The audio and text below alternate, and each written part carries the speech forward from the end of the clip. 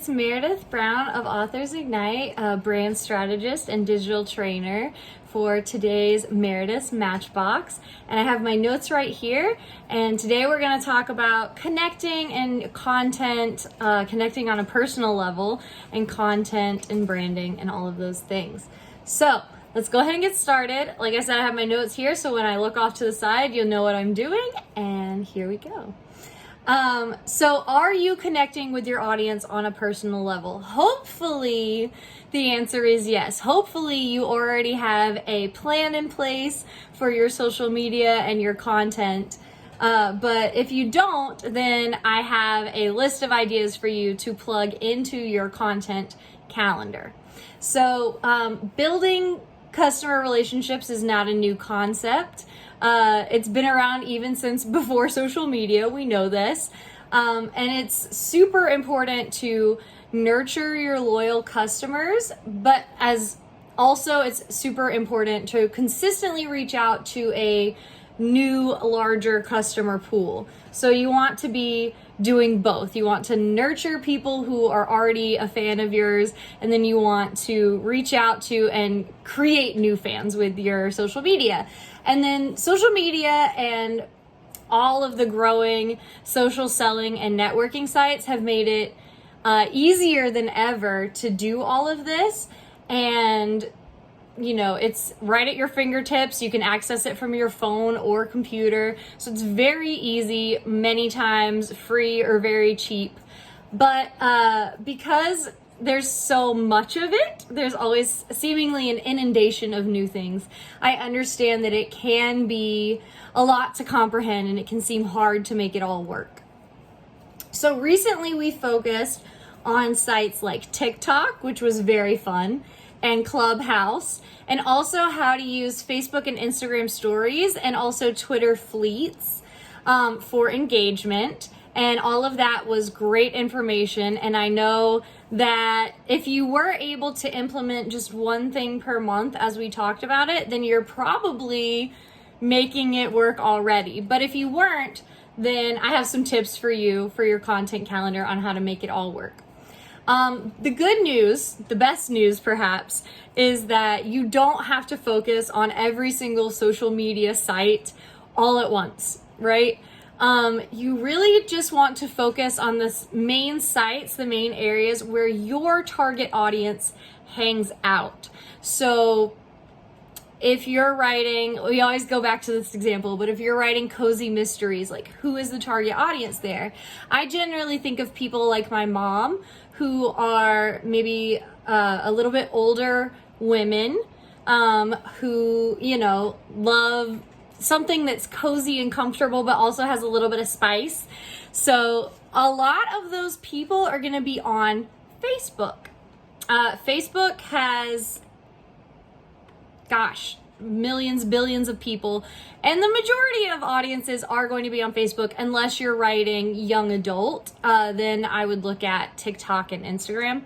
But yeah, so Facebook is great for that, and it's a great place to get started because pretty much everyone already has a Facebook page, and it's really easy to learn. It's very user friendly, and it's free to sign up. It's free to make a author page. It's free to make a group page, all of those things, but you do have to pay for ads.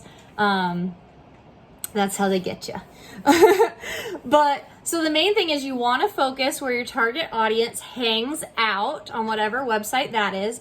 And then you want to make sure that you're creating and sharing consistent and relevant content so that your books and your brand are staying top of mind with your audience. So we have a few ideas listed. I'm going to list them for you that you can do in order to connect to your audience on a personal level and help create consistent content. I'm going to take a sip of my green tea before I get started. So get your pens ready, your paper ready. Okay, so here are some ideas for how you can share content that does relate to your audience and is consistent and also has like your branding on it and is relevant to you. You can share a graphic we've showed you how to use a website called Canva to create your own graphics, and then that way you can customize the colors, add your logo if you have one, make the branding really relevant to you and your books. You can share a story. Bonus points if it's a video story. I know that you can do both on stories. You can do just an image or a video. And we've talked about Facebook stories and Instagram stories, as well as Twitter fleets, and also TikTok, which is just videos. So you can share those. And if you do share something, a video, say, to TikTok, for example, you can also share that same video to your Instagram stories and your Facebook stories. So keep that in mind. You're able to multi-purpose all of your content. You definitely want to ask your audience questions. That's a huge one that we recommend a ton, because hosting a live Q&A or asking questions in a group or on your author page not only allows them to get any burning questions they may have answered, but it also encourages engagement with your fans. And the more you engage with them, the more you engage with your readers, the more they are going to see your posts in the future. So keep that in mind. Asking questions is a great way to get people to engage with you, because something about humans, when we're on Facebook and we're scrolling and we see a question, we have to answer it. We have to put our 2 cents in. So it's a great way to get people to do that. Another thing you can do is to give like a no strings attached gift via like a downloadable PDF or a easy to mail like little bling thing, maybe a bookmark or a magnet or something like that, something that's, you know, small and easy to mail.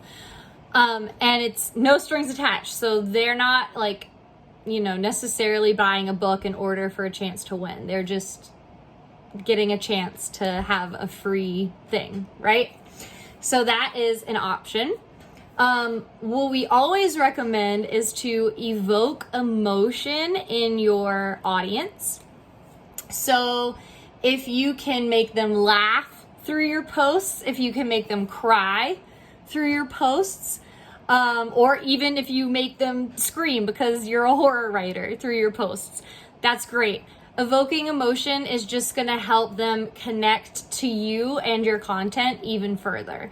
And also, you would be surprised at how effective video is for this. So Instagram stories, Facebook stories, TikTok, very effective in a very short amount of time for evoking emotions. Another thing you can do is give them encouragement. A lot of people love seeing, you know, inspiring quotes on a pretty scenic background or flowers, you know, things like that. So get your quality photo from somewhere like Shutterstock or PicMonkey, put it in Canva, and then put an inspiring quote on top. And then you can give your audience encouragement. And also, if you pick a quote that relates to your genre, bonus points, because I think that's always awesome. You can also make a video like I'm doing right now. So this would be, you could put your video on YouTube, you could put your video on Facebook. If you do put it on Facebook, I would recommend uploading directly to Facebook and not putting it on YouTube and then just linking it. That way more people will see it if you put it directly on Facebook. But you can also put it on YouTube.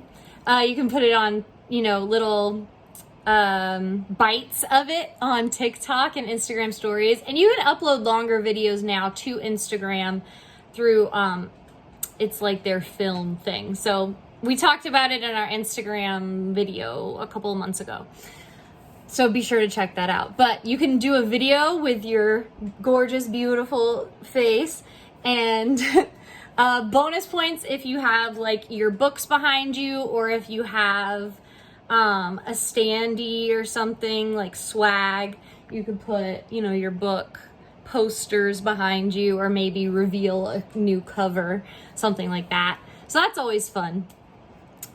What I would do also that's really fun for video is you can do a live video. So go live on Facebook and interact with your audience. You know, get them to participate with you. There is usually a little bit of a lag, so if they're typing questions, there might be a little bit of lag for you answering it, but it is still super fun to interact live. You know the people are right there with you, they're interested, they're wanting to talk to you if they're there. So that's super fun. Another thing you can do is participate in a podcast interview. And if you do a podcast, I would ask the host if you are allowed to film bits of it or if they film it for their audience, and then, take that and put it on your Facebook page or wherever, the video, as well as a link to the podcast. You don't have to film the whole thing, by the way. You could just do a little sneaky peeky, a little preview that's filmed, however you want to do that. And then lastly, you always, we recommend showing behind the scenes. People love getting to know you. They love relating to you on a human level, on a personal level. So if you can show your, behind the scenes of, your mistakes, like you wrote a whole chapter and then you accidentally deleted it or you forgot to save and, it isn't there anymore. That's a behind the scenes that pretty much everyone can relate to. We all feel the crushing, oh no, of that. So, a mistake is a fine thing to share. If you have any fears, like you're worried about finishing your book on time, or you're worried that, maybe normally you write mystery, but this is a comedy and you're worried about it being funny enough, that's a great thing to share as well. People love getting to know you, and they also want to help support you. If they are your audience, if they are your readers, they do want to support you. They like your books, so they, like you as a person as well. So that's a great thing. But even if you do post about, mistakes and fears, always show you coming out ahead. Always look on the positive side. So for example, with that chapter that you wrote and accidentally deleted, right? You would end the post with, this is devastating, but it gives me a chance to write a much more refined version, or it gives me a chance to write a better version because I can add these new things that I've thought of in the interim. Something like that. If you're writing about, writing your first comedy and you're a mystery writer, then you would end it with, but I know it is funny because my beta readers always laugh and things like that. So just show you coming out on top, coming out ahead, be positive and optimistic and uplifting, but you can still share like the real life nitty gritty things that happen, like that's life, that's humanity. Things are going to happen. The window's going to break. Neighbor kid is going to throw a baseball through the window and it's going to break while you're typing and you have to take care of that, You can't always be this perfect writing robot. So it's okay to share that. It's good even to help connect to your audience. So in closing, I would encourage you to do one thing off of this list or off of your own personal content list, if you've come up with one. One thing every single day in order to connect with your audience on a personal level through social media. And I promise if you do one thing every single day, just one thing, you will be amazed by what happens. So I will see you guys next month in Meredith's Matchbox, and I hope you enjoyed this one, and I will talk to you later. Bye.